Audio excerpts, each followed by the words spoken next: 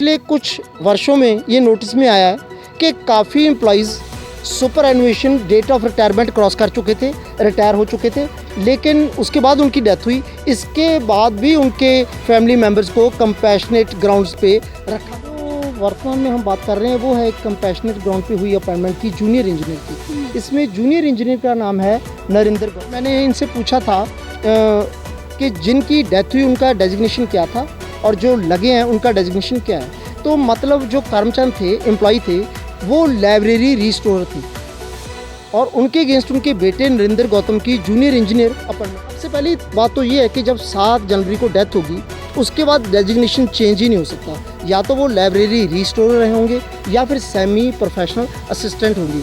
तो डेथ के बाद रिकमेंडेशन में डेजिग्नेशन हो रहा है और अपॉइंटमेंट लेटर वर्षों में मुझे कंपैशनेट अपॉइंटमेंट्स का रिकॉर्ड दिया जाए, कौन से एम्प्लॉय लगे हैं, किसके अगेंस्ट लगे हैं, किस डेट को लगे हैं। तो जो डिप्टी असिस्टेंट रजिस्ट्रार है इस्टेब्लिशमेंट ब्रांच के, उनका कहना है कि सबसे पहली तो ये इन्फॉर्मेशन दी नहीं जा सकती क्योंकि ये क्रिएट करनी। कंपैशनेट ग्राउंड्स पे अपॉइंटमेंट हुई तो उनके जो फैमिली मेम्बर थे, फादर या मदर थे, वो यूनिवर्सिटी से सुपर एनुएशन की जो एज है 60 ईयर्स वो पूरी कर चुके थे। तो इसलिए आरटीए से जब मैं ये रिकॉर्ड मांगूंगा तो मुझे उम्मीद है कि और भी जो कंकाल हैं वो यूनिवर्सिटी की अलमारियों से बाहर निकलेंगे। Scams are the daughter of greed. Hello, I'm Rhythm Ahuja with Punjab University at PU Pulse. आज हमारे साथ हैं डॉक्टर R.K. सिंगला जी। इनके साथ हम बात करेंगे PU में अभी दौरान हुए कंपैशनेट अपॉइंटमेंट्स के बारे में। तो हेलो सर, आज का पहला सवाल मेरा आपसे यही रहेगा कि जो कंपैशनेट अपॉइंटमेंट्स होते हैं पंजाब यूनिवर्सिटी में, उनके रूल्स क्या रहते हैं सर? एक्चुअली कंपैशनेट अपॉइंटमेंट्स में 3 चीज़ें देखी गई हैं। सबसे पहली बात तो ये उसमें लिखा है डाइज इन हार्नेस, यानी कि उस व्यक्ति, उस एम्प्लॉई की डेथ के बाद अपॉइंटमेंट होती है जो उस समय सर्विस के दौरान हो जब उनकी डेथ हुई है। दूसरा है कि कंपैशनेट अपॉइंटमेंट्स कैटेगरी बी और सी में होती है, यानी कि अलग अलग कैटेगरी की पोस्टें हैं, category A B C D, तो सर बी और सी में होती है, ए में नहीं होती। तीसरा उसमें है इन द सेम कैटेगरी कि जिस व्यक्ति की, जिस एम्प्लॉय की डेथ होती है वो जिस कैटेगरी में, जिस लेवल पे सर्विस कर रहे हैं उसी कैटेगरी में अपॉइंटमेंट होगी, ना कि उससे हायर वाली में। तो ये बेसिक रूल्स हैं कंपैशनेट अपॉइंटमेंट्स के पंजाब यूनिवर्सिटी से जुड़े हुए। ओके सर, बट सर इनका वायलेशन भी तो बहुत रहता होगा ना सर? तो बेसिकली जो 3 पॉइंट्स हैं, तीनों में ही वायलेशंस होती रही हैं। सबसे पहले तो मैंने बताया that the employees who dies in harness. पिछले कुछ वर्षों में ये नोटिस में आया है कि काफ़ी employees superannuation date of retirement cross कर चुके थे, रिटायर हो चुके थे, लेकिन उसके बाद उनकी डेथ हुई। इसके बाद भी उनके फैमिली मेम्बर्स को कंपैशनेट ग्राउंड्स पे रखा गया है जो कि अगेंस्ट रूल्स है। दूसरा उसमें है कि compassionate appointments can be made against category B and C only, यानी कि जो व्यक्ति अपने फैमिली मेम्बर की डेथ के बाद अप्लाई करता है वो बी या सी कैटेगरी की पोस्ट पे ही नियुक्त किया जा सकता है। जबकि पिछले वर्षों में कुछ employee category A, class 1, class A पोस्टों पे भी रखे गए हैं। तीसरी जो इसमें पॉइंट है वो है इन द सेम कैटेगरी, यानी कि एम्प्लॉई जिनकी डेथ हुई है वो जिस कैटेगरी, जिस लेवल पे जॉब करते थे उसी कैटेगरी में ये कंपैशनेट अपॉइंटमेंट हो सकती है, ना कि उसकी हायर में। तो इस तरीके से ये रूल्स हैं।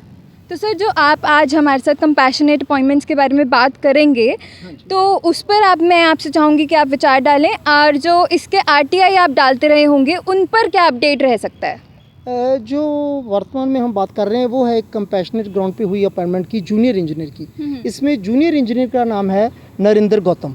ठीक है। तो उनकी अभी रिसेंटली अपॉइंटमेंट हुई है 2023 में। तो उनके फादर जो श्री करमचंद थे वो लाइब्रेरी रिस्टोरर थे university institute of legal studies में। वो वर्ष 2022 में 7 जनवरी को उनकी डेथ हो गई थी। तो उनके अगेंस्ट इनको जूनियर इंजीनियर रखा गया है। तो इसमें जब वैसे तो किसी भी व्यक्ति की अगर डेथ हो जाए तो ये बड़ी सिंपैथी, हमदर्दी और दुख का समय होता है, और ख़ास करके जब व्यक्ति सर्विस में हो और डेथ होने के बाद सैलरी रुक जाती है, फाइनेंशियल कंस्ट्रेंट्स, प्रॉब्लम्स आ जाती है, तो और भी अफसोस की बात है, हमदर्दी वाली बात है। लेकिन जब कंपैशनेट ग्राउंड्स को आधार बना के गलत तरीके से नियुक्तियां होने लगे, तब ये सोचने का विषय है। ये मामला कुछ ऐसे ही लगता है जो आरटीआई से उजागर हुआ है। तो आरटीआई से जब मैंने इनसे सवाल पूछे तो जो फैक्ट सामने आए उसमें काफ़ी हैरानीजनक है। सबसे पहले तो मैंने इनसे पूछा था कि जिनकी डेथ हुई उनका डेजिग्नेशन क्या था और जो लगे हैं उनका डेजिग्नेशन क्या है। तो मतलब जो कर्मचारी थे, एम्प्लॉय थे, वो लाइब्रेरी रिस्टोरर थे और उनके अगेंस्ट उनके बेटे नरेंद्र गौतम की जूनियर इंजीनियर अपॉइंटमेंट हुई है। जो आरटीआई में दस्तावेज है उसमें देखने वाली बात है कि 1 अप्रैल मई 2022 में कमेटी की मीटिंग हुई जिसमें इस केस को अप्रूव किया गया, रिकमेंड किया गया। उसमें जो एम्प्लॉई है उनका डेजिग्नेशन लाइब्रेरी रिस्टोरर लिखा है। उसके आधार पे जो यूनिवर्सिटी के वाइस चांसलर ने अपॉइंटमेंट लेटर इशू किया है उसमें एम्प्लॉई का डेजिग्नेशन सेमी प्रोफेशनल असिस्टेंट लिखा गया। अब जो डेथ है वो 7 जनवरी 2022 को हुई।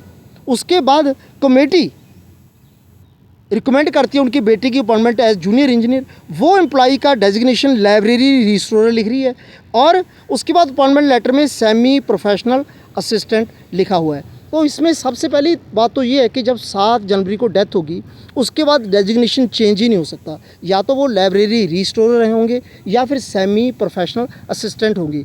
तो डेथ के बाद रिकमेंडेशन में डेजिग्नेशन और है और अपॉइंटमेंट लेटर में और, जो कि सोचने वाली बात है। दूसरा जो जूनियर इंजीनियर की पोस्ट है ये क्लास बी है, जबकि बताया जा रहा है कि जो लाइब्रेरी रिस्टोरर की पोस्ट है वो शायद क्लास सी है। तो जब पंजाब यूनिवर्सिटी से इस मामले में आरटीआई में पूछते हैं जो वो कुछ स्पष्ट उत्तर नहीं दे पा रही। इसमें एक चीज़ और भी थी कि जब कमेटी ने ये कंपैशनेट ग्राउंड्स पे अपॉइंटमेंट की तो 6 केस आए थे, जिसमें से 3 के तो एफिडेविट लगे थे, बाकियों के एफिडेविट नहीं लगे थे, जबकि उसमें मिस्टर नरेंद्र गौतम का एफिडेविट नहीं लगा था। तो यहाँ भी सवाल पैदा होता है कि अगर इस अपॉइंटमेंट के लिए किसी एफिडेविट की ज़रूरत थी तो मिस्टर नरेंद्र गौतम के एफिडेविट के बिना ही उनको जूनियर इंजीनियर कैसे अपॉइंट कर दिया गया। ऐसे ही जब हम पे स्केल की बात करते हैं तो जो कमेटी ने रिकमेंड किया उसमें पे स्केल के साथ ग्रेड पे 4800 लिखा हुआ है और जो अपॉइंटमेंट लेटर है वहाँ 3800 लिखा हुआ है। जो फैक्ट्स हैं वो कमेटी की रिकमेंडेशन और अपॉइंटमेंट लेटर में वेरी करते हैं। ये भी सोचने का विषय है कि सच क्या है। तो इस तरीके से मतलब जो फैक्ट्स हैं वो वेरी करते हैं कमेटी की रिकमेंडेशंस में और अपॉइंटमेंट लेटर में। एक इसमें और भी चीज़ थी कि इनसे पूछा गया था कि पिछले 10 वर्षों में मुझे कंपैशनेट अपॉइंटमेंट्स का रिकॉर्ड दिया जाए, कौन से एम्प्लॉय लगे हैं, किसके अगेंस्ट लगे हैं, किस डेट को लगे हैं। तो जो डिप्टी असिस्टेंट रजिस्ट्रार है इस्टेब्लिशमेंट ब्रांच के, उनका कहना है कि सबसे पहली तो ये इन्फॉर्मेशन दी नहीं जा सकती क्योंकि ये क्रिएट करनी पड़ेगी, कंपाइल करनी पड़ेगी। अब कितनी हैरानी की बात है कि कंपैशनेट ग्राउंड पे अपॉइंटमेंट हुई है, रिकॉर्ड इनके पास है, किस व्यक्ति की अपॉइंटमेंट हुई है, किस पोस्ट पे हुई है, किस डेट को हुई है, वो रिकॉर्ड तो क्रिएट नहीं करने पड़ेगी। क्रिएट तो वो चीज़ करनी पड़ती है जो एग्जिस्ट नहीं होती। जब एग्जिस्ट ही करती है तो क्रिएट क्यों करनी पड़ेगी।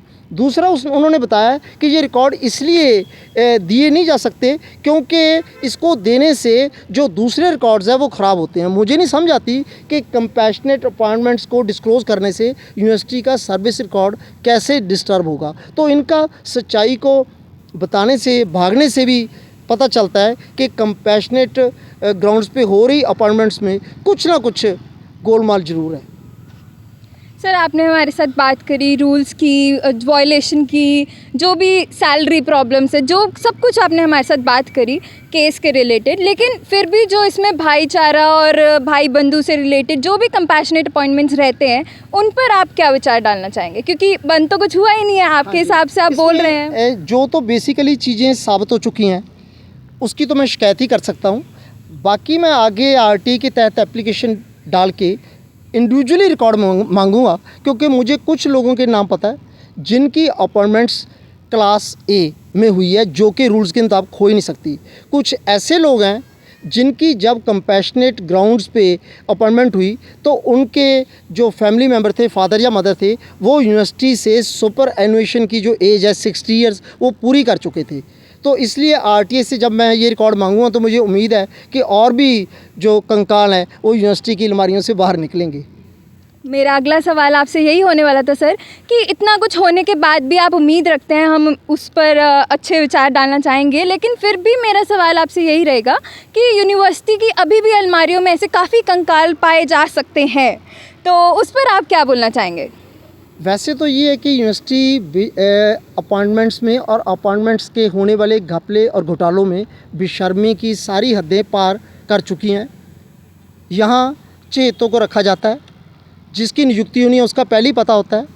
कई बार जिसकी नियुक्ति होनी है उसकी डिग्री फेक होती है, उसके बावजूद भी कोई कार्रवाई नहीं होती। पर फिर भी हम इस उम्मीद से लगे हुए हैं कि आफ्टर ऑल अगर 2005 में देश में ये कानून बना है, सूचना का अधिकार कानून, और जिसका मेन उद्देश्य ही देश में भ्रष्टाचार को उजागर करना और ख़त्म करना है, तो इस उम्मीद के साथ हम लगे हुए हैं कि जब और रिकॉर्ड्स बाहर आएंगे तो ज़रूर कुछ ना कुछ और भी केसेस बाहर आएंगे जिनकी कंपैशनेट ग्राउंड्स पे गलत नियुक्तियाँ हुई हैं, और उनको उजागर करेंगे। और देखते हैं फिर आगे उच्च अधिकारी या देश के शिक्षा के सिस्टम में बैठे हुए लोग इस पे क्या कार्रवाई करते हैं। हम भी सेम आशा करते हैं सर, आप हमारे साथ बने रहे। Thank you so much, thank you so much. आज हमारे साथ थे डॉक्टर आर.के. सिंगला जी, और यूं ही इनके साथ हम बात करते रहेंगे कंपैशनेट अपॉइंटमेंट्स और बाकी केसेस पर। Thank you.